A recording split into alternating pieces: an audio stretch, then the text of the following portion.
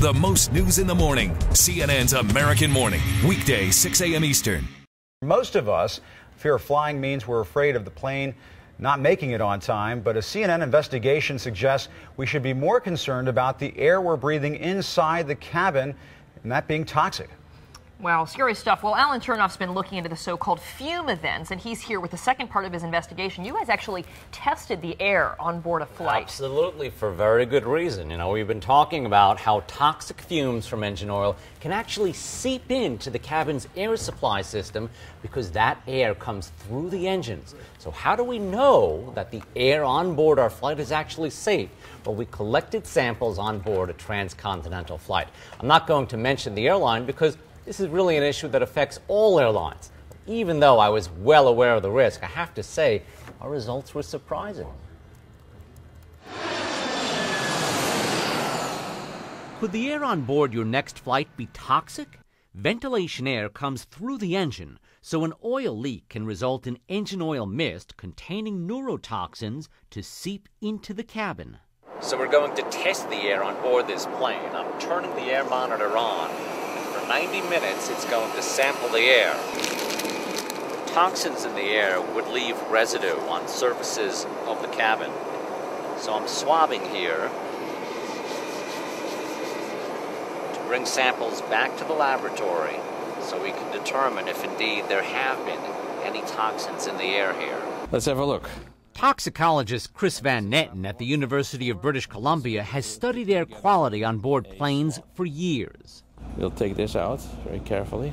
Van Netten places the air filter and alcohol swabs into test tubes. His research associate, Tim Ma, adds solvent to extract whatever chemicals or samples captured.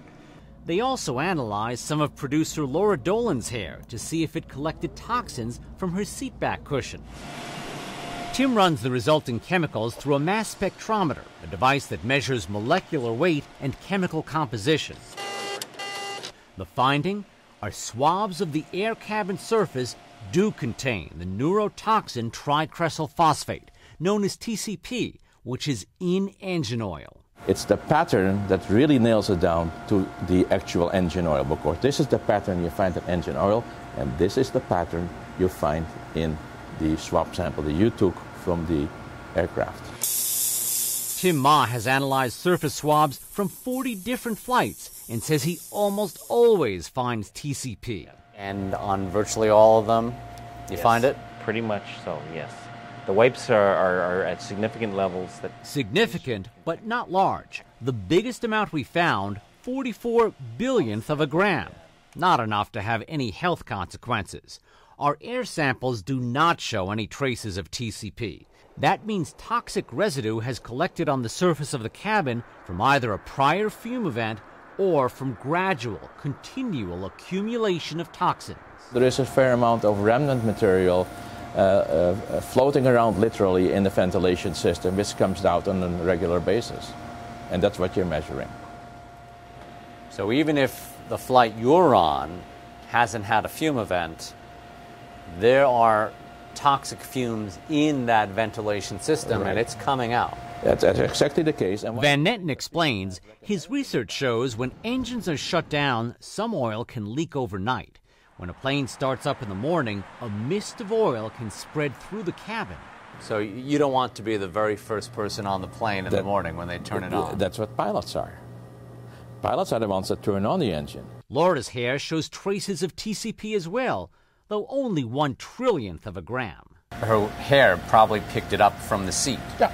Right? That would say to us, when you get off that plane, you should take a shower, probably, right? Well, you should take a shower anyways. Of course.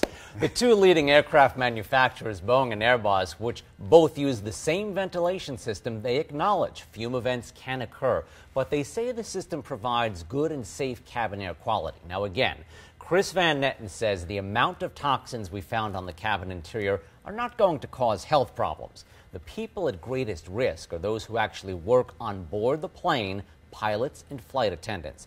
Van Netten says that crews should be equipped with air monitors so they can measure toxicity levels, especially in the event of a fume event.